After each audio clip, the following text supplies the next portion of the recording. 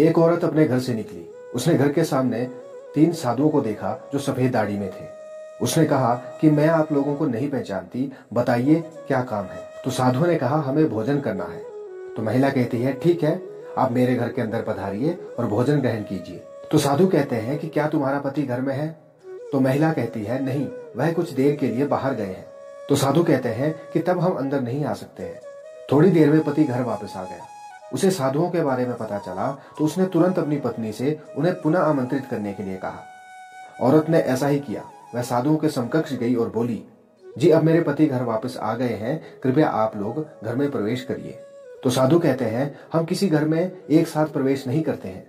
तो औरत पूछती है ऐसा क्यों? बीच में खड़े हुए साधु ने कहा कि पुत्री, मेरी दाई तरफ खड़े साधु का नाम धन है और बाई तरफ खड़े साधु का नाम सफलता है और मेरा नाम प्रेम है।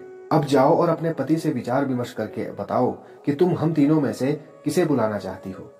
औरत अंदर गई और अपने पति से सारी बात बता दी। पति बेहद खुश हो गया। वाह, आनंद आ गया, चलो जल्दी से धन को बुला लेते हैं। उसके आने से हमारा घर धन दौलत से भर जाएगा और फिर पैसों की कमी नहीं होगी।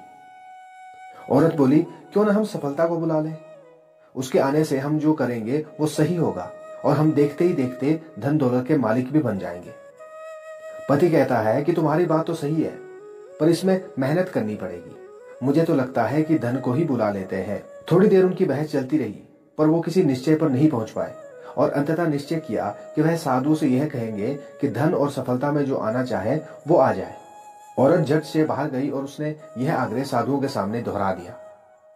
उसकी बात सुनकर साधुओं ने एक दूसरे की तरफ देखा और बिना कुछ कहे घर से दूर जाने लगे। महिला कहती है, अरे आप लोग इस तरह वापस क्यों जा रहे हैं? तो साधु कहते हैं, पुत्री, हम तीनों साधु इसी तरह द्वार द्वार जाते हैं और हर घर में प्रवेश करने का प्रयास करते हैं। जो व्यक्ति लालच में आकर धन या सफलता को बुलाता है, हम वहां से लौट जाते हैं, और जो अपने घर में प्रेम का वास चाहता है, उसके यहां बारी बारी से हम दोनों प्रवेश कर जाते हैं। इसलिए इतना याद रखना कि जहां प्रेम है वहां धन और सफलता की कोई कमी नहीं। अगर धन और सफलता की प्राप्ति करनी है तो आपको अपने आप में प्रेम भाव जगाना पड़ेगा। ऐसा कहते हुए धन और सफलता नामक साधुओं ने अपनी बात पूरी की।